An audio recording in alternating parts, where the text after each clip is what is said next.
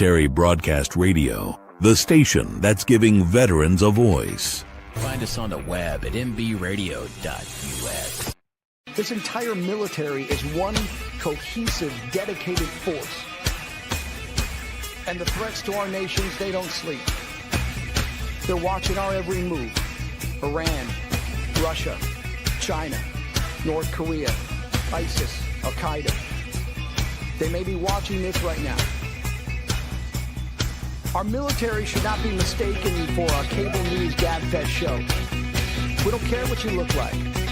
We don't care who you voted for, who you worship, what you worship, who you love. It doesn't matter if your dad left you millions when he died or if you knew who your father was. We have been honed into a machine of lethal moving parts that you would be wise to avoid if you know what's good for you. We will not be intimidated. We will not back down. We've seen war. We don't want war. But if you want war with the United States of America, there's one thing I can promise you, so help me God. Someone else will raise your sons and daughters.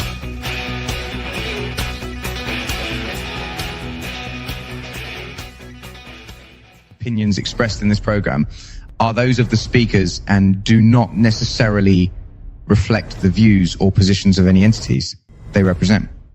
Find us on the web at mbradio.us. Military Broadcast Radio, the station that's giving veterans a voice. Find us on the web at mbradio.us. Opinions expressed in this program are those of the speakers and do not necessarily reflect the views or positions of any entities they represent. Find us on the web at mbradio.us. Join Terry with Tracer Rounds every Tuesday at 8 p.m. Eastern to hear interviews with veteran artists, veteran business owners, and businesses that support veterans. Catch us on Roku, Amazon Fire TV, and MB Radio. If you miss a show, you can listen again on Wreaths Across America Radio every Wednesday at 3 p.m. Eastern. Tune in to see if you are on target. MBR, giving veterans a voice.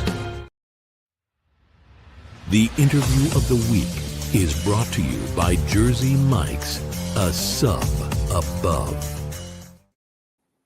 And welcome back to the Tracer Rounds podcast. I'm Terry, your host, and you're on MBR, where we're giving veterans a voice. And tonight's voice is to Connie Alpine, and she is with Empower, but she's also a veteran. So welcome, Connie. Thank you. Thank you, Terry, so much for having me here. I'm happy to be here. Yeah, we've been trying to do this for a little while. We keep having to reschedule because just various things come up. And so I'm happy to finally get to have you in the studio and get to talk to you. Thank you. Yes, we know all too well about the multitasking of things. Absolutely. Absolutely. So can you tell us a little bit about your military service, maybe what service you were in, how many years, what your job specialty was, maybe just some things around your military service in general? Yes, absolutely. I'm happy to do that. So I am a Marine Corps vet. I served for 10 years. So of course I got to go all over the world, which I absolutely love. I was in administration. So what I started out doing after 9/11, I was in my first duty station, actually, Cherry Point, North Carolina, when 9/11 happened. So 3 months, I was one of the first deployments out. They got to go out. When I returned back, I got to work with a lot of the wounded warrior vets. So I was stationed at the Balboa Naval Hospital, where I got out and EAS'd honorably. Oh, wow. So what was probably your favorite assignment? Because you said you went all over the place. So what would you say probably was one of your favorite assignments? Actually, Florida.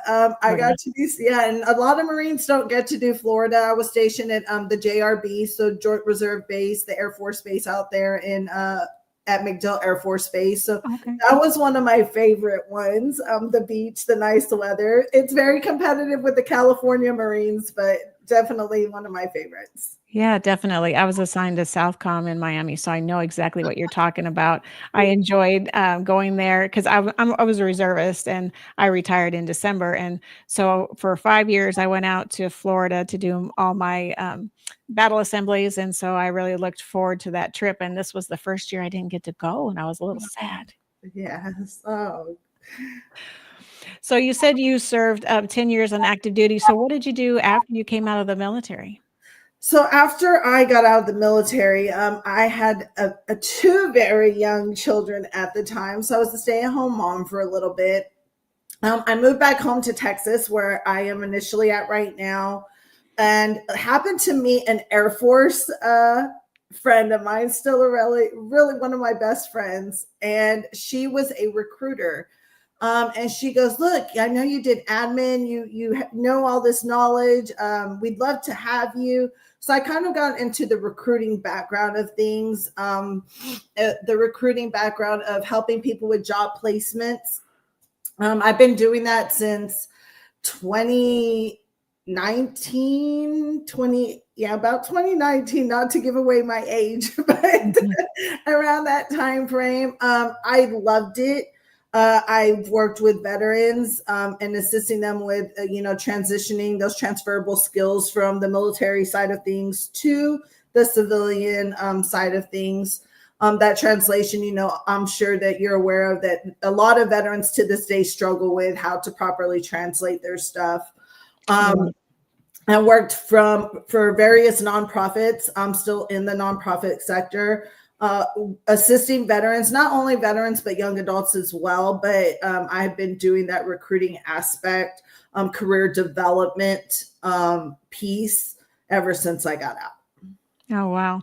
So you said your job in the military was admin. What type of admin? Was it personnel or was it another? It was at the time it was personnel. Like I said, it's been a while since I've been out. I know there's a lot of different things that go on now with the MOSs that are involved. So at the time it was personnel. Okay. And what year did you get out, did you say? I got out in 2019. 2019. Okay. Yeah. And then you went to like a recruiting type job based on your friends advice saying, hey, come do this with me or come do this. It'd be great. Yes. Yeah. And my husband at the time was the one that was actively job seeking. She had this open role and he was like, hey, I'm not a good fit for it, but my wife is actually looking. And so they had invited me in and Very cool. It just kind of went from there. So is it the job you have now or did you transition to something else? No, I've transitioned throughout from Florida all the way, from Fort Worth to now I'm in Dallas, like our primary building's based out of Dallas. So I'm in the Dallas area, but in a new nonprofit. So I've worked for Texas Veterans Commission. I've worked for a community learning center. And then now I'm currently with the company that I definitely want to speak about. I've been with them for 6.5 years. I'm passionate about. It's a great organization. So that's currently who I'm with now. Okay, so tell us a little bit about the company you're with because it's Empower. And so what's the mission set of Empower and what does it do? Yeah, so Empower, we are a nonprofit organization and we service young adults and veteran spouses. It's an absolutely free program. When we say free, people tend to think, oh my goodness, what's the catch? Right. There is absolutely zero catch to our program. We are funded through government grants, through private industries, corporate industries that help our program make sure that we're successful and allowing, that the instruction, computers, equipment that we may need, and allows us to continue to grow in our mission of helping people. Tech is a very big and broad industry. It's an ever growing industry. And we just want to ensure that we're setting up, again, our young adults, our veteran spouses with that success of the organization or within the organization. So you offer it for free. So how does somebody apply for that? Does it a certain demographic? Do you charge some students and not others? Is there like a grant program? How is it that I know you said that there's sponsors for it, but what's the application process like for applying for something like this? It is very easy. We have multiple programs, and we're still looking to continue to add onto our programs. Currently, our biggest programs, the one that sparks the interest for many of our students and our veterans that are just coming out, are like our entry level type programs, which consists of our tech fundamentals programs. Those tend to be the younger generation, the younger adults, some of the younger veteran spouses with no IT experience. And then we have our cybersecurity, we have our cloud, and additional programs as well. It's an easy application process. We have recruiters within each program. If you go to our website, it's www. The letter N and then power.org. Yeah, .org. I had to double check. I wanted to make sure it was an org and not a com. And there's applications within each program. So you take a look at the different programs. You would go to the facts page. I always recommend everybody goes to the facts page. Take a look at what that criteria is for those specific programs. And then apply. We are always actively applying. We currently work in 2 different cohorts within our programs. So we have a spring cohort and a fall cohort. Currently, we're in our fall program. So we always encourage people to go in and apply before that next program fills up, because again, it is a free program. We get multiple applications that have to go through our system and through our recruiters. A fairly simple process. Regardless of the program, there is no fee. So we don't go and say, okay, you're only 18 years old, you have no experience, you're required to pay $1,000. That's something we would never do. It's completely free to all. There is criteria for our military service members. You have to have had an honorable discharge. Depending on if you're wanting to go the advanced route or the newer route, our more advanced routes like our cyber and our cloud programs, we typically look for about that 1 to 2 years of experience. During the programs, depending again on which program it is, it could be anywhere from a 16 to 18 week program. And we require that full dedication. So it pretty essentially take up a whole day. We offer as well job placement assistance, which is where I come in with that career coaching, helping make sure that you have that technical resume ready to go when we introduce you to employers. We have professional development days where we have speakers come in, talk about how they got to where they are. On top of that, we also have social support managers. They are absolutely amazing. They are more like our counselors to assist with any personal needs or any barriers that are going to come up, just to ensure, again, you have the from beginning to end, a whole team that's there to make sure you are successful in a free program and landing some sort of IT role. So I noticed there's like 7 courses that are listed. So can somebody go from one course to the next course to the next course to get them all? Or are you limited to one course? Or how does that work if you want additional skills added to your training? I love that question as well, Terry. Absolutely. Again, highly encouraged. We prefer those individuals that go from our programs because they know what to expect going throughout. They are prepared to meet the criteria that we're asking. Yeah. They are probably going to be some of our more successful alumni students, the ones that go from start to finish. Again, it's based on the individual, right? What their end goal is, what they want to achieve. A lot of times we have individuals already in the tech field that come to us and they're like, I'm working in tech already. I just need that certification.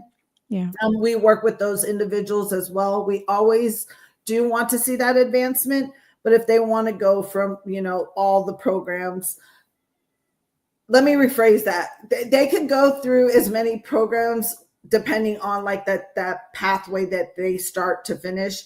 Some of them, like our Path to Tech ones, which is probably one of the ones that you see is kind of different. Those have different criterias that you'd have to meet. Those are specific to certain locations. So again, I would encourage everybody to definitely make sure you take a look at each of the program, make sure you meet that criteria prior to applying. And one of the other biggest things is ensuring that you're within one of the hubs of where it is that you're applying. A lot of our programs are virtual based, which people also enjoy. But a couple of our locations are now merging to the hybrid type role. So they would have to be local to where a specific location is. Oh, so they couldn't just take it from anywhere and then not have to be present in the classroom or show up for a lab or something. Correct. And again, that's to ensure their success. We want to make sure they're catching all the material. It's a very fast-paced program. We want you present in the moment. So full attention participation it's going to be that huge requirement, ensuring you can make it to and from. So how long is like a course, for instance, like maybe the fundamentals course, how long is that typically? Because you said that there's 2 cohorts, there's one in the fall and one in the spring. So how long typically are those? So each one is, again, depending on the program that you're going through. I primarily work with the cybersecurity team. That's my team, is all cyber based. These are individuals that are looking to get into the cyber field. That's an 18-week program from start to finish. So from, the intro to the class all the way to testing for certifications. Each individual at the end is given a free voucher to test for that certification. Those certifications are going to be the CompTIA certifications. So industry related certifications that they will need for that entry level type role. But typically around that 18 weeks. So is there anything in the program that ends up costing, like taking a test or like some labs or like some books or, just equipment? Do you give equipment? Do they have to have their own equipment? How does that work? So again, everything is absolutely free. Wow. Even the voucher free. You do get one voucher. So unfortunately, if you don't pass that test, I have to say, and I have to brag on my team, all our students pass their tests first go around. I have an amazing team. But if that's the case, because again, we are a nonprofit, we could sometimes try to give them like a voucher to get a discounted rate if they need to retest. For as far as equipment goes, while we do prefer that they have their own equipment, so computers that work or require that data that the team is going to need, we would prefer that. However, again, like I mentioned, we do have a social support manager. So if we have a student that's facing a barrier and they really want to get into this program and they can't, we have loaner laptops, so we can loan them a laptop to, again, just ensure that success of them completing the program. Well, that's pretty For awesome. free. Yeah. Well, that's awesome. I think we're going to take a quick break and then we'll come back, but we're going to play the Reese Across America ad and then we'll be right back with Connie Alpine. At Military Broadcast Radio, the goal is to offer a platform for mental health advocacy while connecting the military community through various media platforms. Founded by U.S. Army veteran Joel Hunt, MBR gives a voice to veterans, first responders, and their families through streaming radio, podcasts, video, and outreach events. With its leadership run completely by veterans and hosts of the diverse programming from all branches of service, MBR was created as a response to the silent battles veterans face after service. Military Broadcast Radio is also a Wreaths Across America partner, hosting a $5 sponsorship group page. For every Veterans Wreath sponsored through the Military Broadcast Radio page, MBR receives $5 back to help support their platforms and outreach. Veteran and first responder stories need to be told and shared. And with your support, MBR can continue to bring together veteran nonprofits, mental health organizations, and government agencies to bridge the gap between veterans and vital resources. To find out more and donate, visit wreathsacrossamerica.org/MBR. The station where our veterans' voices are heard. MBR Talk. Hey, thanks for supporting our channel by watching and listening. Find us on the web at mbradio.net. And welcome back to Tracer Rounds. And we have several hosts that are in the chat tonight. We have Matthew, we have MJ, we have Tony, we have Charles. He's not actually a host, but he is one of our board members, and he's a spouse of a host. And he's got a radio voice. He just doesn't want to use it yet. I don't know why. So welcome guests and welcome back, Connie. And we are talking with Connie Alpine with Empower. And the conversation was around free security, IT and security, cybersecurity training for military with an honorable discharge. And you said it covers spouses. Does it also cover like children dependents of military veterans? Unfortunately, not just dependent. They could fall under our young adults if they're within a certain age requirement. So the age would be 18 to 26. If that's the case, they could. Okay. Yes. Very good. So you mentioned that there are several locations for Empower. Where are all the locations, and what type of, is there different training at different locations? So it's pretty much across the board, like our tech fundamentals, our cloud and our cyber are national. So we're 100% virtual. If somebody decides to do our cyber or cloud program. As far as the tech fundamentals, like locations, like I said, a lot of them are merging towards more of the hybrid, back to the in-person type training. Mm-hmm. I miss those personally, but we'll see. Maybe one of these days we'll go back to in person. We have 12 locations. Oh, okay. There's a lot of baby new ones. I know we have New York, New Jersey, we have Texas, which has 3 cities that fall under it. Like Dayton, Ohio is one of our newest ones. California, Maryland, Michigan. So we have a couple of different locations. Yeah. Yes. You cover a broad range of the U.S. It sounds like, and like it's concentrated in like on the east, and then kind of in the middle, and then on the west coast, and then south central, I guess you'd say, U.S. We are forever growing. We are still growing, which is again absolutely amazing. We have some great funders that we partner with. So it's been amazing over the 6.5 years that I've been there, just to watch how much we have grown as an organization. So how did the program start? Do you know? I mean, like, how did it begin? What's the foundational situation for the company? And then you said it's expanded to 12 locations. I mean, that's pretty amazing for a free platform for training. Yes. So don't get me fired for this, Terry. I do not know the foundational start of it. I would have to definitely look. I don't even believe we really have how Empower started from the beginning on our website. I know that we are updating our website, and maybe that's something we should definitely look into, because I would love to know. Right. But I do not know how. I don't know how it came about. I don't know who the initial a CEO or founder was of Empower, unfortunately. But I will definitely find that out tomorrow, because now I'm curious. Well, I didn't even ask that. I'm very curious. I mean, because it's a wonderful concept, and it's I don't know if maybe it started by some military member that's like, man, I need something outside the military, and I need to get training, and maybe I can help others train too. And so I just wonder if it had something to do like that. That's why I was wondering. Yes, I will definitely have to find that out. So you said that all the different trainings take different lengths of time, but what is the shortest and what is the longest? Do you know? So Tech Fundamentals was at 16 weeks. So that was considered our shortest program. Okay.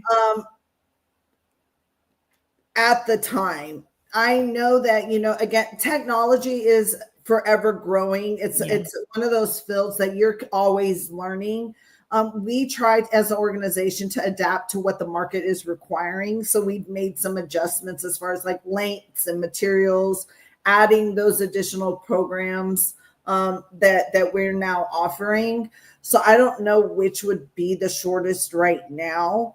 But far as, again, our most popular programs that people tend to go through, it would be between like tech fundamentals and our cyber type programs. Do you know what the employment rate is once somebody completes, a certain certification? I mean, I know it varies between what the person's actually enrolled in and then what they're testing out to be. But do you have any kind of statistics to say, how many are employed or gainfully employed after they complete their training? Since this falls under my criteria, I could definitely tell you. Right now, for people that come into our program unemployed, we have about an 86 to 89% placement rating. Wow. And that's across the board. That's national. A lot of factors go into play with that. Sometimes it could be higher.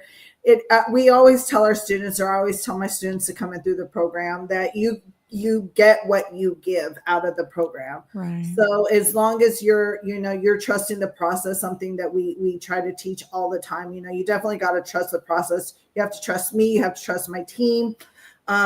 Those individuals tend to get placed a lot quicker than somebody that's typically skating through the program just to get that certification. A lot of our cloud computing students are already employed when they're doing our program. It's a night program.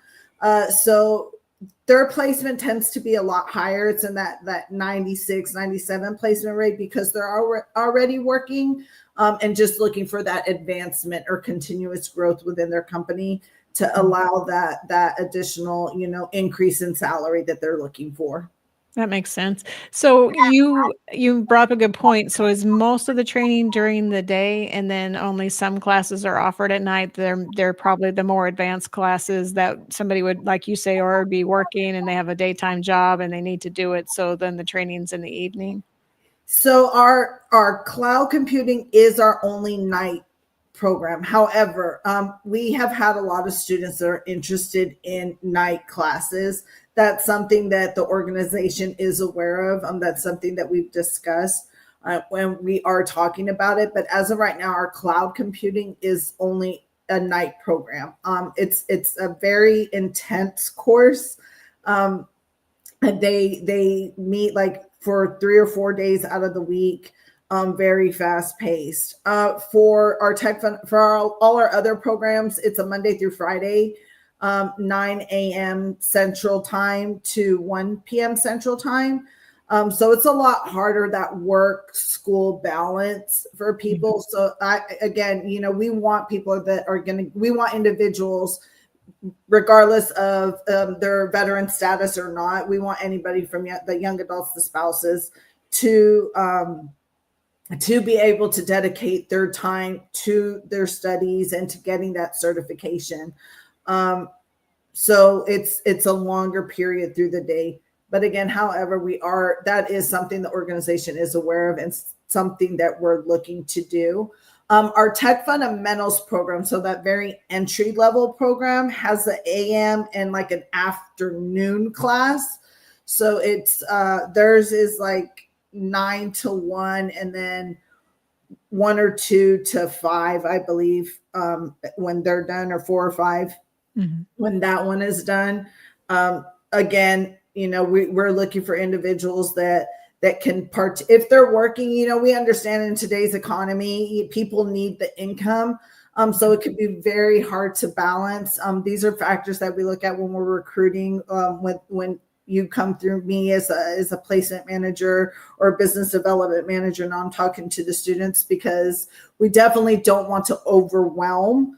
Our role is to support and encourage. So just being mindful of what you're able to handle, during the program. That's something our social support manager will cover with them on an individual basis. So if somebody wanted to enroll in the program, you're here in Texas, but how would somebody reach out to another location in their area? So if they were in Michigan or California, does the process look the same? There's a recruitment manager there that would take their application and then kind of see if they fit the criteria. And also, along with that, how many in each class would there be potentially? Yes. So yes, we have recruiters across the national regions where we're located. When you go into the application, it'll ask you where you're at, so it'll defer automatically to that recruiter that is assigned to that specific area. As far as the second part of your question, what was the second part of your question? How many typically are in a class or in the cohort? Is there, like 25 students, or is there more or less, or what typically would be the class size that you would allow for the different classes that are taught? So as of right now, for our cyber program, we are at 65. Oh, wow. Students. Yes, I cover 65. But they are looking to increase that within the year. So we will see what that number looks like. For the tech fundamentals, it's the same, except divvied up into that AM/PM course. And then the same for like our cloud programs. It runs about, 65 as of right now. So if they are in person, so the class size is that big for one instructor, or are there multiple instructors in the class? Yeah, we have one main instructor and then an assisted technical instructor. So we have 2 instructors that will assist in the program. Because if everyone is struggling and you got all 60 some people and you're like, I have no clue what I'm doing. I can't imagine that poor instructor going, oh my goodness, now what do I do? Something yet again that the organization is very well aware of. So we are rolling with it. Again, we adapt and we overcome the many challenges that come with a growing organization, right? Yeah. And we're learning and we're tweaking and we're revising as needed. Not only for the company, but we do want to ensure our students that are coming through the program again benefit. It's essentially about them and their success, right? It's not about Connie and her success. It's about my students and their success. So we want to ensure they're getting every tool that they can, which is, again, like I said, we have an amazing team, and I have to tote on my team because it's my team. Again, my recruiter that is doing, hundreds of interviews. So again, I encourage people that are interested, they start applying right away because you have multiple applications coming through just for her for a cyber program. Then you have your amazing instructors that are with you every step of the way. You have the placement, but business development team. So it's myself and I have one other teammate that we do the same thing. We just split our regions. And then again, our social support manager. So you have a full team of support, to ensure in that success. And when it gets to be that big of a class or a cohort, it can overwhelm some people, right? Some people just don't want to deal with it, the stress of it. And we always encourage them to just use your tools. Again, trust that process. Yeah. Know that we've been doing it for a while. So we know what we're telling you. We know what the industry is asking of them as individuals on our end. So if it's virtual, is there like a class lecture type situation and people are all live and in the virtual classroom at the same time?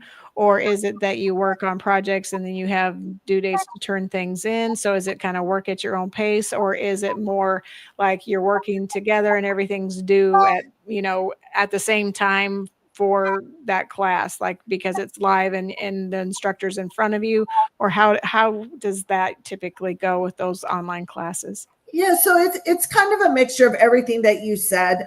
Everybody is from the beginning for the first couple of weeks, everybody's together. They're learning at the same pace.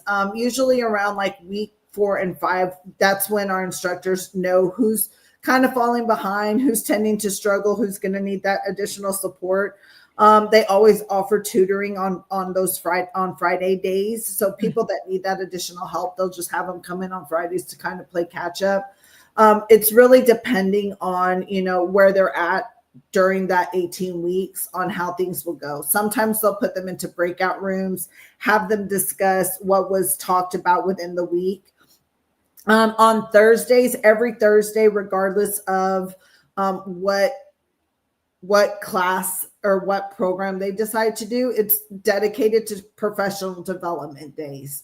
That's where we're going to talk about like your resume as a whole. We're going to talk about like what we should expect to see on your LinkedIn as a whole. So we give those kinds of instructor based, and again, guest speakers that'll come in. But those days are specific to that and their professional growth. That's what those days will look like. That's a great component that you're adding, because not a lot of places will help you like develop all your social sites to be more reflective of what you know and your education level in that field. And then your resume, there's always so many variations of what a resume should look like. And so, it's nice that from the perspective of you're talking about IT, then maybe what's expected to be on your resume or how it's expected to look. So just giving that guidance can get them the job too, just based on what you know of the field. Yes. And I also do like to throw it out there that we do like include like one-on-ones. So they will sit with myself individually. We'll go over their career plan, what they're expecting out of the program, what they want to see, like their whole goal of certifications, placements, which they really love because it's tailored to the individual need of that person. So they don't feel like they have to be on the same roadway as somebody else, because we get a mixture. We have, a mixture of people that are coming in from all over the nation with different backgrounds, different years of experience. And I always tell them, you're on your own road. Like, don't fall. Other than the certification, you should be creating your own pathway, right? This is your yellow brick road. So, to be able to tailor to those individuals one-on-one, you get that more personal level, again, free at no cost. There's so many organizations out there that, that you have to pay $300-$400, even $500 for a resume. And I'm like, please do not do that. There's so many free resources, especially for my service members out there for you to utilize to help you, in some sort of advancement for yourself. That's awesome. What's your favorite resume maker, would you say? As a tool? Yeah, the tools that are out there that are free. What one would you say is the preferred? So depending on location, a lot of the workforce offices, they offer free tools. USA Jobs, I don't know if you're aware, they just converted like their whole resume builder tool. Indeed is one of our favorite ones, and I'm not biased because we partner with them, but they also tailor for free your resume. LinkedIn does, free resume. You have ChatGPT that now does, resume assistance. AI is another great free tool that people could utilize if they don't go through our program that's free. But definitely so many additional free tools out there for anybody that's job seeking. Sounds great. We're going to take a quick break, and we're going to be back to wrap up our conversation. But we're going to listen to Coffee Anderson. You can't spell hero without her.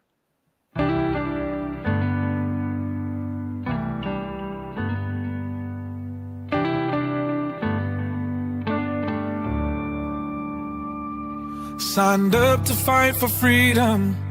What a price you had to pay.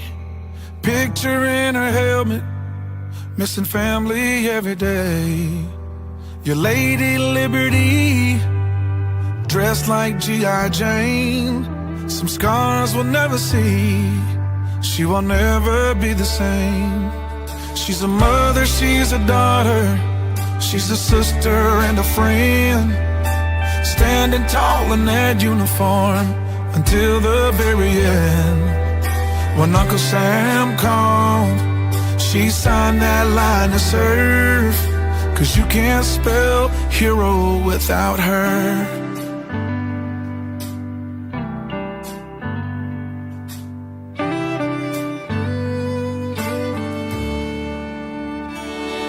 On that old dusty base with the meadows that shine, she's been to hell and back for the stars and the stripes.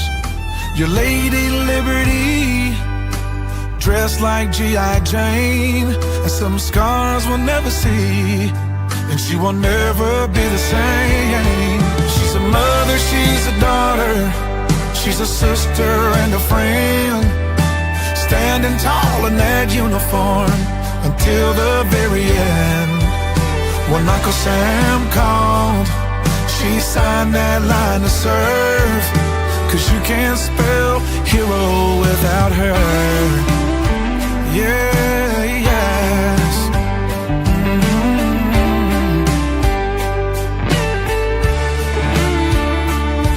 For the ones that didn't make it, we will pause and then we cry. We can still see their smile in every sunrise. She's a mother, she's a daughter, she's a sister and a friend, standing tall in that uniform until the very end. When Uncle Sam called, she signed that line to serve, 'cause you can't spell hero without her. 'Cause you can't spell hero without her.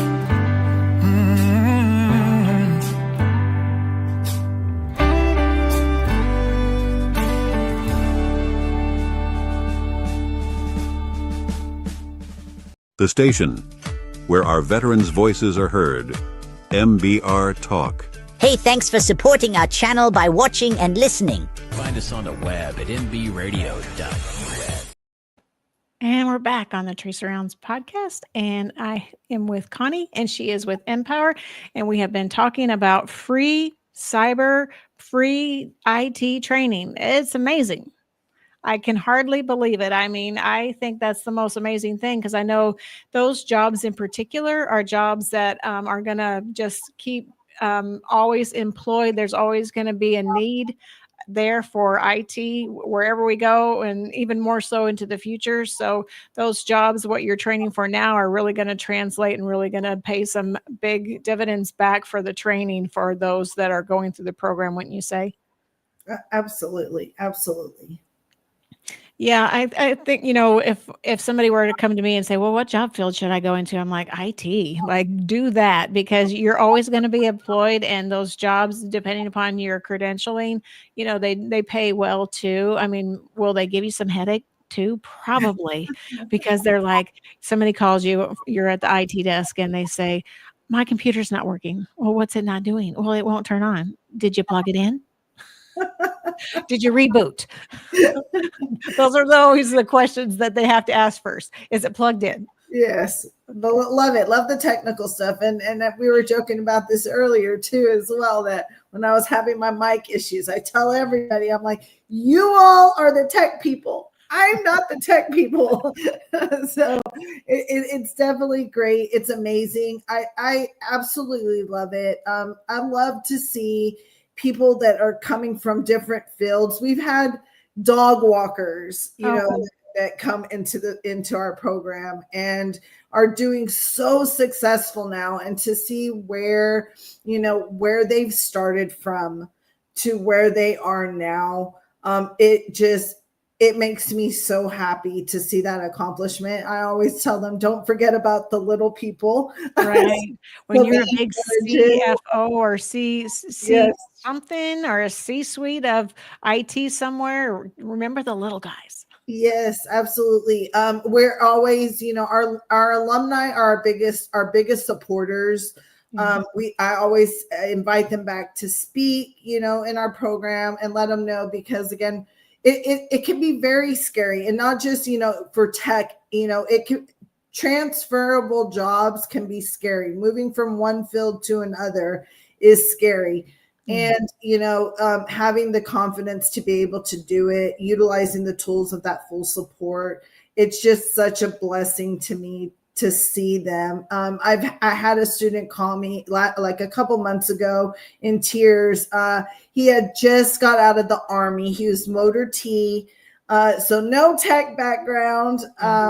He is doing extremely well right now, and just the thank yous of it.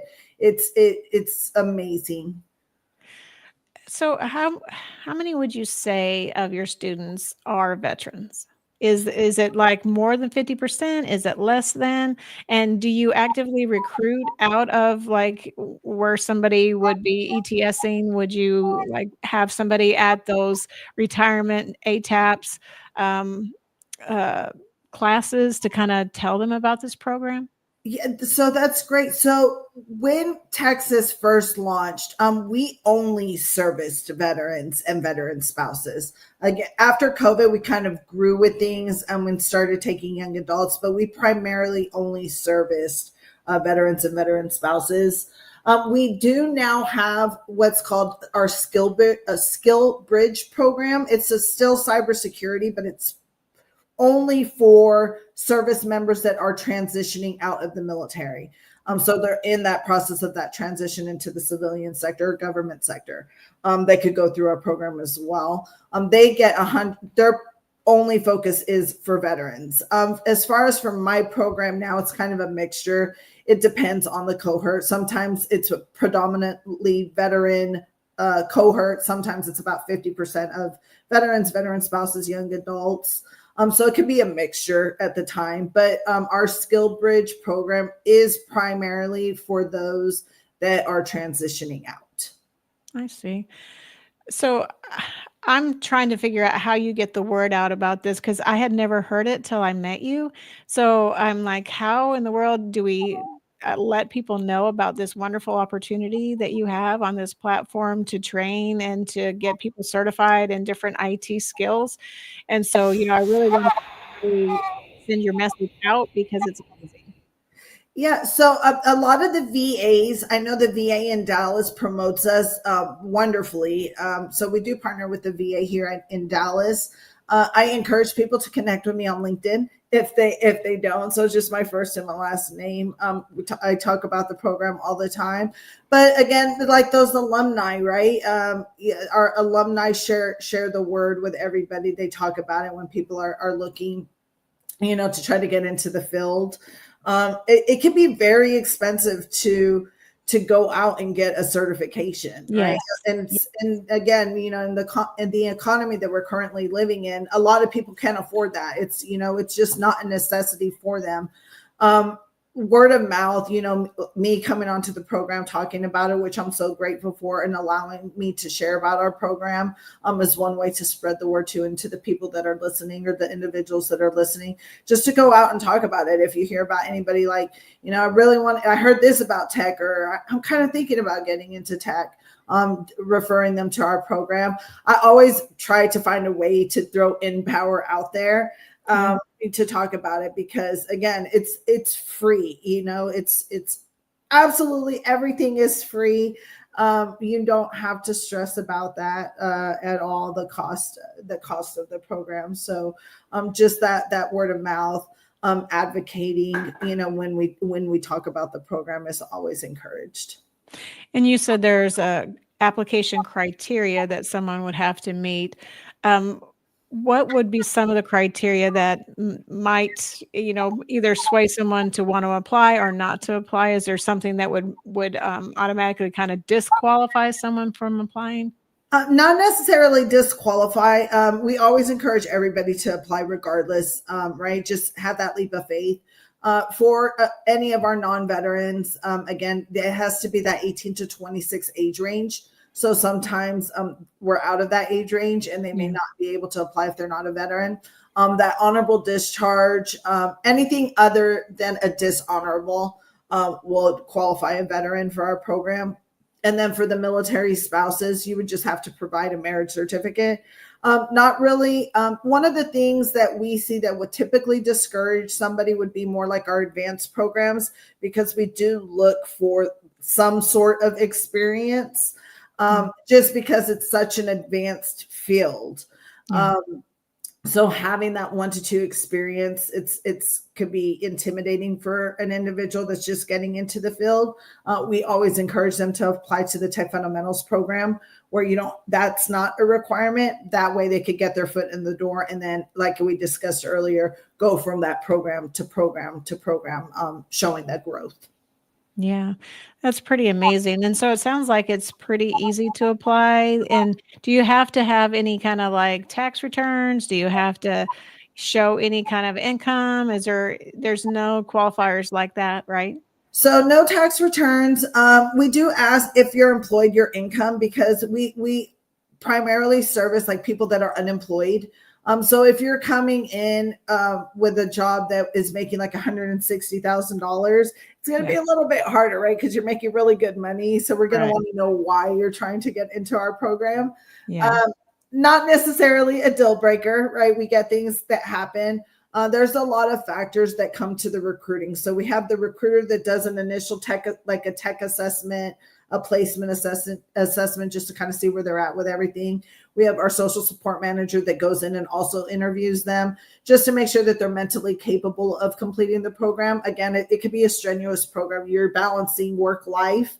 And then, on my end, on the placement side of things, how long has it been since you worked? What's been the gap? What have you been doing to show that you want growth within the field?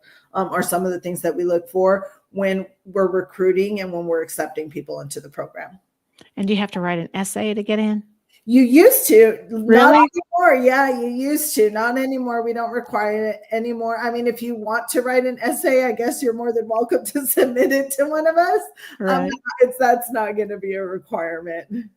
I was curious because some colleges, want you to kind of talk about what you've done and your accomplishments and maybe where you volunteered and why you want to be in the program. So I was really just kind of curious if you had to like really sell yourself in order to be considered. Yeah, not on paper. During the interview process, yes, definitely sell yourself. A lot of those questions will be asked during the interview process. So there's really no need for those essays anymore. Again, we try to make it as easy as possible for the individuals, right? It's a process that they're going to have to do. It could be time consuming, and we don't want to overwhelm anybody any more than we have to, knowing that they're going to have to go into this interview. Interviews can be intimidating in itself, so we want to try to prevent that from happening. So is it just a one-on-one interview, or is it a panel, or what does that look like? Yeah, it's a one-on-one. So first they'll meet with the recruiter. Again, she'll go over all those questions. What brought you to the program? Why do you want to be in the program? And then the social support manager, again, making sure you can balance that.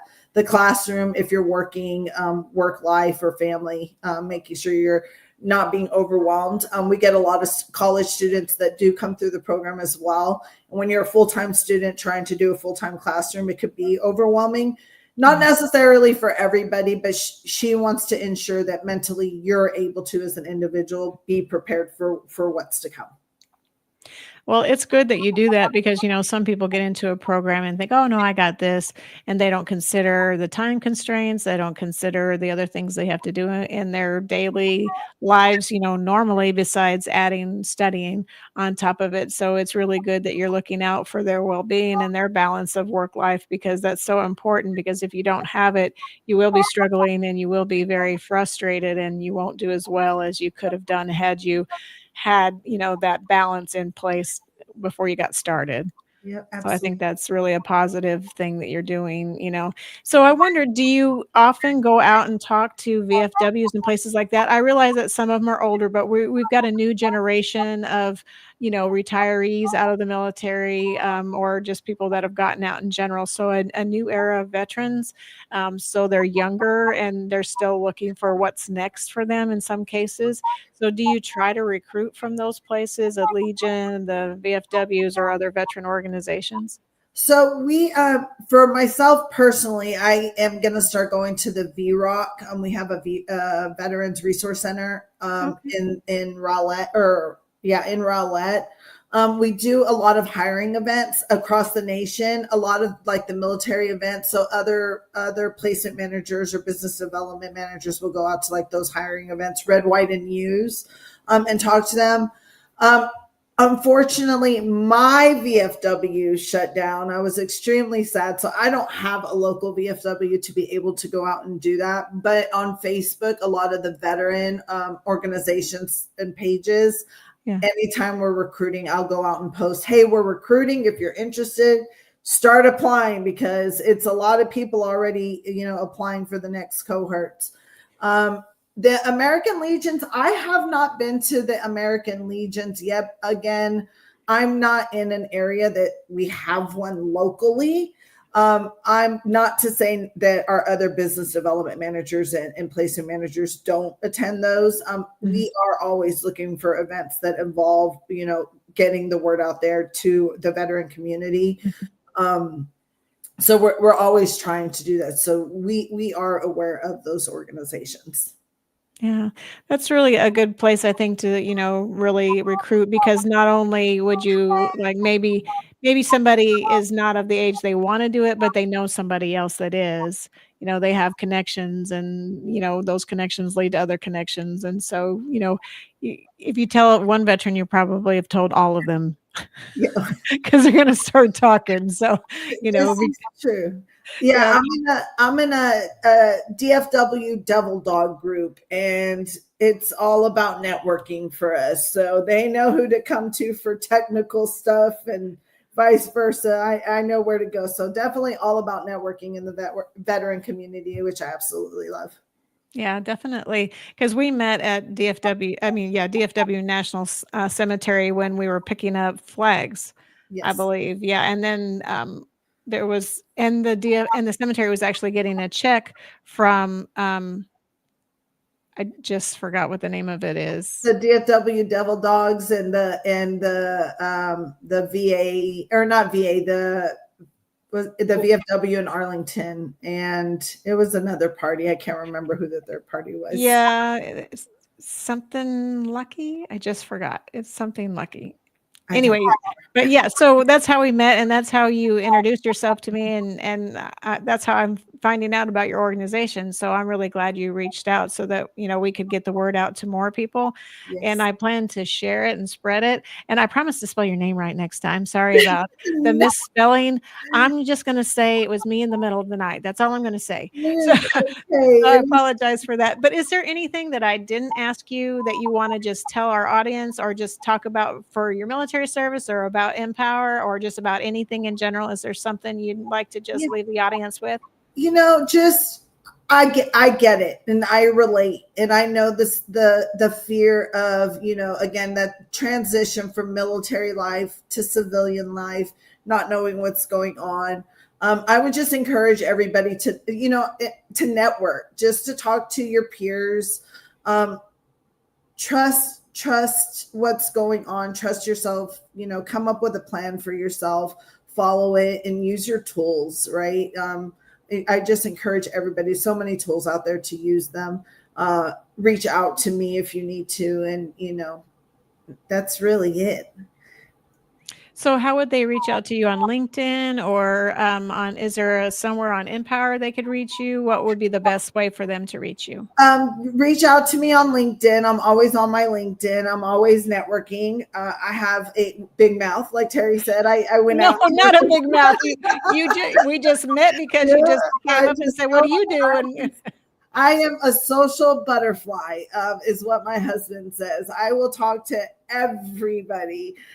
So yeah, LinkedIn would be the best way. And it's, I know we're going to correct the name, but it's APLIN on there on my LinkedIn. And just let me know that you're interested. If you're interested and you heard me on here, I can always do that personal referral to the program as well. That's great. Well, Connie, I want to appreciate you for what you do, for veterans and others that are trying to get into the IT world, because, as we talked about, that is a growing profession, and it's one that will serve you well into the future. And I want to thank you for your service, and I want to thank you for reaching out. Thank you so much, Terry. Thank you for having me. Absolutely. I'm so glad it worked out. Well, this is Tracer Round signing off. Ladies and gentlemen, thank you for tuning in to Military Broadcast Radio. As we wrap up today's show, we want to remind you that the podcast of today's episode will be available right after we go off the air. So if you missed any part of the show or want to listen again, be sure to check it out. And remember, we're here to support and honor our veterans.